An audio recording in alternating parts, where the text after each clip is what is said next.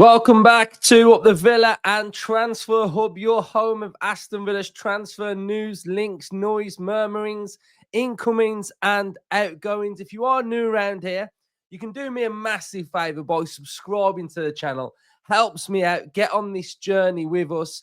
Let's have a like target of 800 and comment your thoughts in the comment section down below. So it is game day. We've got transfer news on a game day, so we've got quite a bit to get through as well. So hopefully you enjoy the show. So Loïc Bade is potentially on his way to Aston Villa. We saw the images of Monchi watching Sevilla, and it looks like he was there to negotiate for Loïc Bade.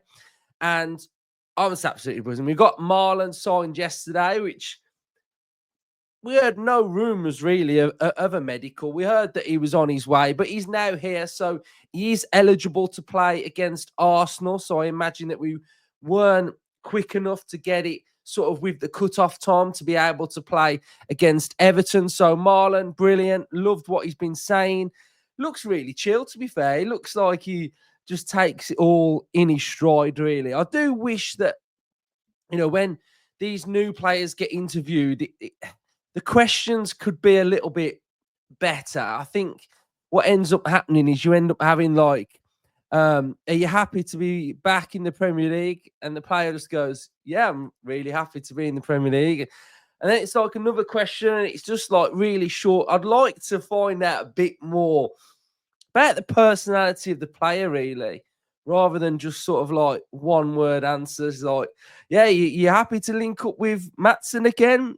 Yeah, I really enjoyed playing with him before. Like, oh, I want to find out a bit more. We've just signed a new player. Like, let's just try and get a bit more out of them, really.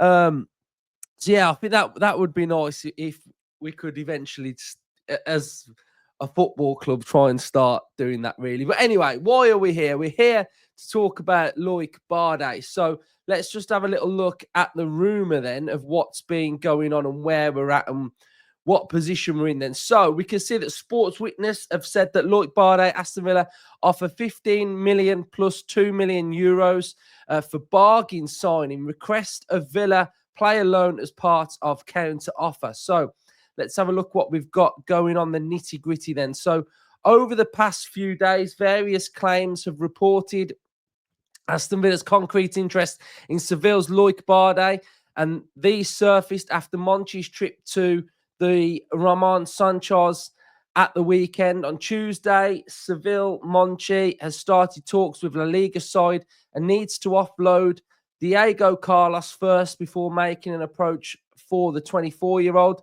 Later that day, Seville sporting director Victor Orta stated that they haven't received any offer from Aston Villa target. Unai Emery's side have tabled a first offer of 15 million plus 5 million bonuses, taking advantage of the Spanish club's financial situation. The report says Seville have requested 22 million plus 5 million bonuses and Carlos on loan, with Aston Villa covering half of the salary. Carlos' exit from Villa Park is essential for the English club to sign Bade, and Seville see him as an affordable option to replace their player. So interesting to see what's going on within that deal. Emery yesterday said that Carlos was unavailable. Then a Villa post on, not a Villa post, but a Villa account on Instagram put that Carlos was injured. Carlos responded with, I'm not injured. So basically, what I imagine is happening there is Carlos pretty much gets injured every other game. So Villa are covering themselves within January to say, look, you're going to be leaving. You've been in talks with sort of like Fenerbahce. Yesterday, we heard that there was various clubs in for Carlos. We can't risk you getting injured, and you're going to be leaving. Now, the bad side to this is if he doesn't leave, because we saw the rumours of him potentially leaving in the summer. He got sent off against Leipzig, didn't really play any pre-season friendlies, and then has to be reintegrated back into the side, back into the squad. and start playing again. Now, that would be very difficult to motivate a player knowing that that club don't want you.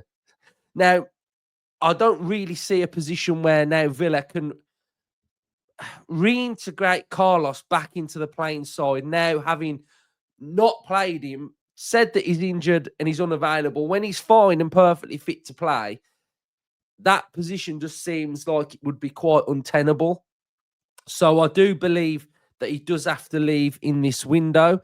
I feel like if we can get the deal done with Seville and we can sign Bade and then we can loan him, I think that would probably be a good option for Villa, because I think it allows us to get the Carlos replacement. Yes, we're still paying part of Carlos's wages, but then I do think in the summer, then we can really try and look to move Carlos on. So yeah, I think it's really interesting. It looks like this one has got proper legs. Like Monchi's been involved with Bade before. There's been images when they've won the Europa League and Monchi's on the pitch talking to Bade. And after I did my last episode, which I'll tag on to the end of this, I started reading like various reports of like Bade was at one point going to be the Van Dijk replacement at Liverpool. That's how highly thought of he is. So I think it would be a great signing for Villa, and I just think it would be really, really good. So yeah, hopefully we can get this one over the line. Apparently that there is going to be a meeting again today with Monchi and Seville to really sort of sort this deal out. So it looks like it's pretty much going to get done. I do think so. So that would be the second signing. Emery spoke yesterday about there being more signings after Marlon, 2 to 3. We're already looks like we're bringing in the Turkish defender. Tidium Gomez looks like he's on his way as well. So I think those two are going to be really good for the future as well. And I think it's showcasing sort of like what our policy and our transfer policy is as well. So yeah, so transfer front, that's really good. Me and Justin, we went to the under-23s in the EFL Cup yesterday, which was really, really good. Villa lost 3-1, but we played really, really well. We sort of were getting done on corners. They were quite powerful on corners, Bradford. But we held our own, and second half, we played really well. And, this is a League 2 team against our sort of kids. And we played really well. We scored a brilliant goal on the edge of the box. If anyone's not seen it, go and check it out.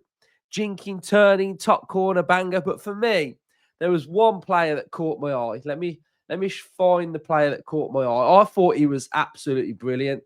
So his name is Rowe. And this is him right here. He was at right back and he was so good. And I think what you get when you go and watch the young Villa players is that their technique, their touch is always really, really good. They've been schooled at Villa and they're just really good. And this player was just good. He was confident. He'd got a real good pace about him. His touch was phenomenal. He was, his weight of pass was really good. And I was impressed with a lot of them, but Rowe just really caught my eye, and I was just really impressed with him. So I want to see more of him when I go and watch them again. So yeah, the Villa, they did really well. They were the only under-21 team left in the competition. So a lot of them normally go out in the group stage. So we did really well. We had a really good run, and I really enjoyed it, to be fair, sat in the Trinity. So, yeah, it was really good. So, Villa, today we've got Everton. I am going to Goodison Park today. So, there might not be a match reaction tonight. I'll try and do something. Like I'll try and get something out. If I can't, I can't, but I'll try. So, yeah, I'm going to Goodison. Really looking forward to it. Went last year. Really enjoyed it. So, I think it's going to be a difficult game. Obviously, with Moyes, you've seen the opposition preview. They don't really know what to expect either, a little bit like West Ham. But I really want to see Villa sort of... what I don't want to see, and what I don't want to talk about tomorrow, or I don't want to talk about after the game, is how we've been at the detriment of our own downfall in this game. That is something that I don't want to see and say. I don't want to say, they had sort of like the crowd, and it was intense for Villa, and we've dominated possession, and we've been done on a corner or a crap goal that we've considered. I want to see us go to Goodison, not be phased by the atmosphere and how intense that's going to be, because if you take that away, Villa are a better side than Everton. We've got better players. We've got a better style of play. We've got a better structure. We've got a better bench.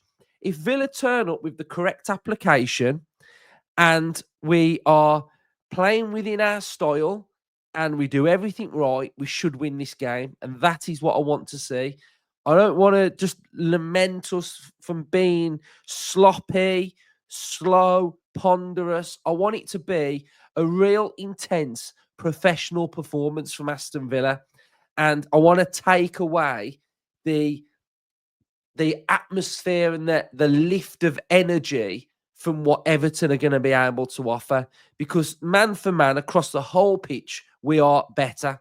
So we need to have the right application and mentality to know what is about to hit us when we play at Goodison. We are going to have to raise our level to match them in the energy level department. And I think that's something, because for as much as our style can sometimes be slower and more possession based, if for example in the first couple of minutes we keep in possession and one of their players sort of like blocks a pass that goes out for a throw-in, the crowd get up, the lobber throwing into the box, that's all going to help Everton. And we've got to really just make sure that we're just doing everything to the best of our ability and perform and get the victory.